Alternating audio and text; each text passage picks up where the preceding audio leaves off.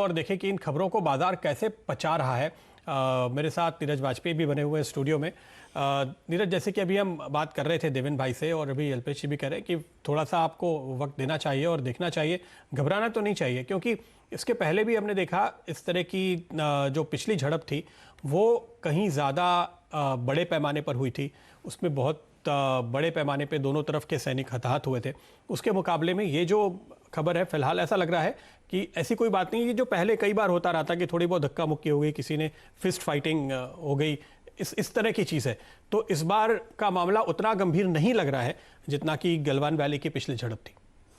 हाँ, मतलब जो स्पॉट पे जो हुआ है वो उतना सीरियस नहीं है, क्योंकि hand fighting hand to hand की है, कोई वेपन यूज़ नहीं हुआ, कोई कैजुअलिटी नहीं हुई है। लेकिन गंभीर इस मसले से है कि वो एक पॉलिटिकल इश्यूज है। जो पिछली बार जो हुआ था 15 जून के आसपास, उसके बाद से जो भी बातचीत हुई है हमारी, उसमें स्लाइड चेंज भी नहीं हुआ है।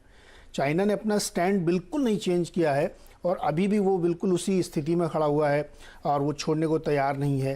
तो इस बार अच्छी बात ये थी कि इंडिया ने प्रीएम्प्ट कर लिया था, तो इसलिए कुछ दिन पहले वहाँ पे काफ़ी डिप्लॉयमेंट हो गया था। तो उसकी वजह से आप ये कह सकते हैं कि हमको पता रहता है कि अब ये करने वाला से पिछली बार होता ना कि हमको अंदाज़ा नहीं था कि इस तरह हो जाएगा। इस बार पहले से प्री डिप्लॉयमेंट है और उसकी वजह से उस तरीके की बहुत ही ज़्यादा कोई जान माल का नुकसान नहीं, लेकिन झड़प सीरियस है पॉलिटिकली, क्योंकि आप बातचीत का कोई फ़ायदा ही नहीं निकला। 2 महीने से जो कुछ चल रहा है वो सब जीरो। अभी भी वैसी स्थिति बनी हुई है, तो हम बैक टू स्क्वायर में है। और जयशंकर जी ने, जो विदेश मंत्री में 2 दिन पहले, उन्होंने कहा कि जो कुछ भी गलवान में हो रहा है ये 1962 के बाद से अब तक की सबसे सीरियस सिचुएशन है। अब ये जो स्टेटमेंट्स होते हैं इंटरनेशनली जो दिए जाते हैं उसके बहुत गहरे मतलब होते हैं। दूसरा, अभी आप 3-4-5 दिन पहले के जो डेवलपमेंट्स देखिए, साउथ चाइना सी में बहुत डिप्लॉयमेंट हुआ है। इंडिया ने भी अपनी वॉरशिप की नेवी की जो है वॉरशिप भेजी है वहाँ पे। अमेरिका ने बहुत डिप्लॉयमेंट किया है। तो हो सकता है कि चीन ने ये एक पोस्चरिंग के तहत ऐसा किया हो कि अच्छा, आप साउथ चाइना सी पे अपना वॉरशिप भेज रहे हैं तो चलिए इधर हम थोड़ा सा झगड़ा कर लेते हैं। ये बहुत गंभीर बात है। और वो जो वहाँ जो हो रहा है वो, हाँ, दरअसल वो अमेरिका की नेतागिरी में हो रहा है, वो वहाँ पे ज़्यादा झड़प ले रहे हैं। लेकिन चूंकि वो आपकी टेरिटरी की तरफ आता है, इसलिए आप अपनी प्रिपेयर्डनेस के लिए वैसा कर रहे हैं। तो मुझे लगता है कि प्रिकॉशनरी जो लिए जा रहे हैं वो ठीक है, लेकिन इंटरनल पॉलिटिक्स के लिहाज से भी बहुत महत्वपूर्ण है। सरकार को जवाब देना पड़ेगा कि कोई चेंज जब सिचुएशन में हुआ नहीं तो 2-2.5 महीने से हमारी बातचीत का नतीजा क्या है, अगर हम बिल्कुल उसी सिचुएशन पर खड़े हुए हैं। तो देखिए, बहुत चीन और लेह लद्दाख वाला जो श्रीनगर से मार्ग बंद कर दिया गया, अलर्ट में हैं हम। तो मैं ये कह सकता हूँ कि हाँ ठीक है, ऐसी घटनाएं झड़प होती रहती हैं, लेकिन अब ये चूंकि इशू है तो इसको रिजॉल्व करना ही पड़ेगा और सिचुएशन जो है थोड़ी सी टेंस रहेगी। तो एक जो खबरें हमें मिल रही थी कि सेना ने तैयारी कर ली है कि आपको फॉरवर्ड पोजीशंस पे रुकना पड़ेगा। हाँ। तो सर्दियों के लिए रसद पहुंचाने का, गर्म कपड़े पहुंचाने का, फ्यूल पहुंचाने का, वो सारा काम ऑलरेडी चल रहा था। तो अब ये लग रहा है कि वो सर्टेनिटी और है, शायद डिप्लॉयमेंट पहले से ज़्यादा सीवियर हो जाए। लेकिन बाजार देखिए, जैसे पिछली बार भी मैं कह रहा हूँ, इतने सारे सैनिकों की शहादत से हमने पिछली बार अपनी सीमा को बचाया। बाजार ने एक बार पैनिक रिएक्शन दिया, उसके बाद फिर हमने ये समझा कि चलिए बातचीत चल रही है तो अब हम चिंता ना करें, धीरे धीरे स्थिति सुधरेगी।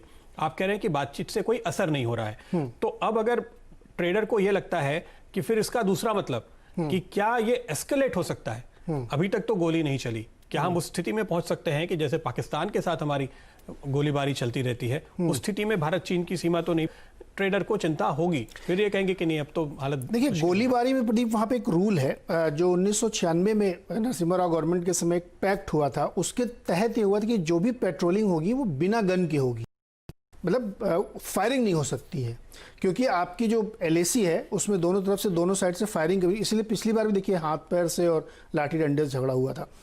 तो अगर ये ऐसा होता है कि एस्केलेट नहीं हो सकता, इसका मतलब नहीं, एस्केलेट इस सेंस में नहीं हो सकता कि सीमा पे आए दिन पाकिस्तान की तरफ से गोली चलती रही, ये नहीं होगा। एस्केलेशन फिर वो रियल एस्केलेशन हो सकता है, ये वाला एस्केलेशन नहीं होगा, क्योंकि वो फिर आप पैक्ट तोड़ रहे हैं। फिर आपने ये तय कर लिया कि अब हम पाकिस्तान की जैसी हमारी सीमा, उस तरह से उसको हम ट्रीट करेंगे। तो मुझे वैसा एस्केलेशन नहीं लगता है।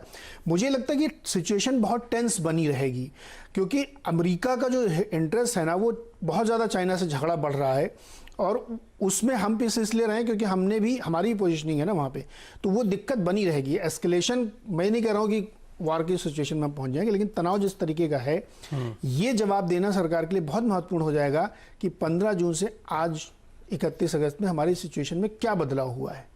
अगर कुछ बदलाव नहीं हुआ है और वो हमारी लाइन चेंज करने पे आमादा है, वो एक स्लाइड चेंज भी नहीं चाहता है, तब आपकी स्ट्रेटजी क्या है? इसलिए ये टेंशन बना रहेगा। तो ये आज आवाज अड्डा का मुद्दा है 100%। दर्शक समझ गए होंगे कि आज आवाज अड्डा में इसी पे चर्चा होगी। बिल्कुल। तो इस सवाल का जवाब जानने के लिए और विस्तार से समझने के लिए आप शाम को आवाज अड्डा जरूर देखिए। शुक्रिया नीरज आपका। लेकिन हम एक्सपर्ट्स के साथ आगे बातचीत को लगातार बढ़ाएंगे। हमारे साथ डिफेंस एक्सपर्ट्स, डिप्लोमेटिक एक्सपर्ट्स दिन के दौरान मार्केट आवर्स में भी जुड़े रहेंगे, क्योंकि इस सवाल का जवाब सारे ट्रेडर्स पूछ रहे हैं। अल्पेश जी, आपने एक बहुत ही इंटरेस्टिंग बात कही थी कि मार्केट ओवरबॉट था और उस वजह से RSI के आपने लेवल्स बताए जो बहुत ही एबनॉर्मल थे। अब संक्षिप्त में सिर्फ मुझे आपसे एक सवाल पूछना है। मुझे निफ्टी और बैंक निफ्टी दोनों के लिए इस वक्त अगर कोई लॉन्ग पोजीशन बाकी है, उसके एक स्टॉप लॉस का लेवल मुझे दीजिए, दोनों इंडेक्स के लिए, निफ्टी के लिए भी और बैंक निफ्टी के लिए भी, जिसके नीचे जाने के बाद एक बार आप लॉन्ग काट के अलग हो जाएंगे। क्योंकि देखिए बाजार जिस तरह से गिरा है ना, तो आपको लगता है कि अब कितना नीचे जाएगा, तो बहुत लोग तुरंत एक्टिवली पोजीशन नहीं काट पाते हैं, खासतौर पे जो ट्रेडर्स नए हैं बाजार में। देखिए प्रदीप, मैंने यहाँ पे जैसे आपको कहा कि 485, उसके लिए आप वेट करिए। अगर 485 के नीचे निफ्टी क्लोज हो जाती है तो फिर मैं समझता हूँ कि यहाँ पे थोड़ी चिंता वाली बात हो जाएगी और शायद से हमको कल भी एक फॉलोअप सेलिंग देखने को मिल सकती है। आप कह रहे हैं? हाँ, 11,485। और वहीं पे अगर मैं बैंक निफ्टी की भी बात करूं तो यहाँ पे इतनी गिरावट के बाद में भी, टारगेट अच्छे होने के बाद में प्रदीप अभी भी ये 200 दिन के अपने डीमा के ऊपर चल रहा है। तो अगर ये 23,900 के नीचे कहीं भी चला जाता है और क्लोज हो जाता है तो फिर एक हो सकता है कि जो 23,200 के ऊपर का ब्रेकआउट जो दिया था, वो फिर से उस ब्रेकआउट लेवल को टच करने को निफ्टी बैंक आ सकती है। But I will tell you कि that will provide very good buying opportunity as far as chart is concern. 23,200 आप कह रहे हैं, वहां पर आया तो आप निफ्टी बैंक में लॉन्ग करना चाहेंगे?